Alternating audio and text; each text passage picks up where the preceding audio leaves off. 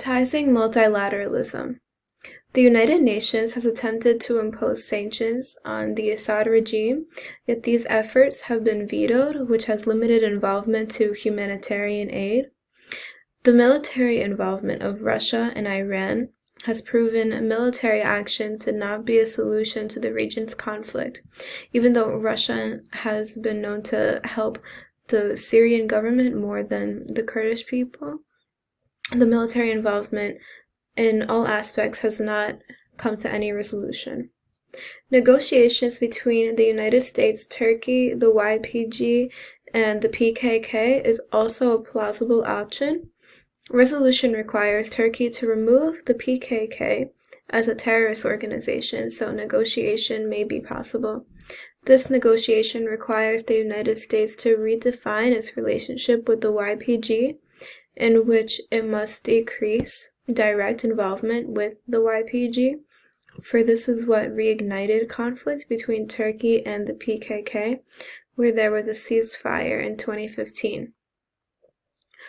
Also, while it is important to decrease involvement, the United States must continue to protect the oil supply in northern Syria, which is where a lot of the Kurds reside, for the continued detainment of ISIS members. Even though the United States has pulled out troops from Syria, this puts a strain on the relationship, and this instability may create the opportunity of the resurgence of ISIS and pose a global terrorism threat. So the United States definitely has a very heavy impact on this Kurdish nation coming to a resolution.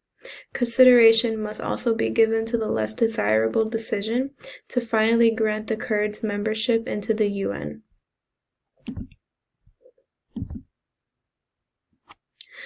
Another aspect of multilateralism would be other nations' involvement in the Syrian civil war that is still going on today. Other nations like the United States supported Syrian government opposition, which includes the Kurds. Since the Kurdish people go against the Syrian government very often because of how the Syrian government treats or maltreats the people of the Kurdish nation, there's a lot of tension between the two, and the Kurdish people always come into conflict with them. Therefore, they're part of the Syrian opposition in the Syrian civil war. However, nations like Russia, Iran, and Lebanon are politically and economically supporting the Syrian government and target the anti-Syrian government party, which are the Kurdish people. Turkey is a huge obstacle for the Kurds as well because they are determined to make sure the Kurdish people aren't given their independent territory. The Turkish president Erdogan is especially anxious with the Kurds having their own territory in northern Syria, which is right on the border with Turkey.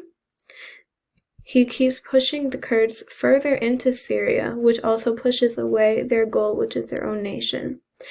The Syrian government is considering giving the Kurdish people their own territory right on the border of Turkey and what is now Syria, which is a big threat to the Turkish president Erdogan. And he is using a lot of his power and his military force, since they are the second largest army in the alliance of NATO, which is a very big problem for the Kurdish people. To resolve this issue, the Kurds could negotiate fair terms with Turkey that establish Turkey's support for the Kurds, and in exchange, the Kurdish nation on the border of Turkey will provide as a peaceful buffer between Syria and Turkey. And here is our works cited. Thank you.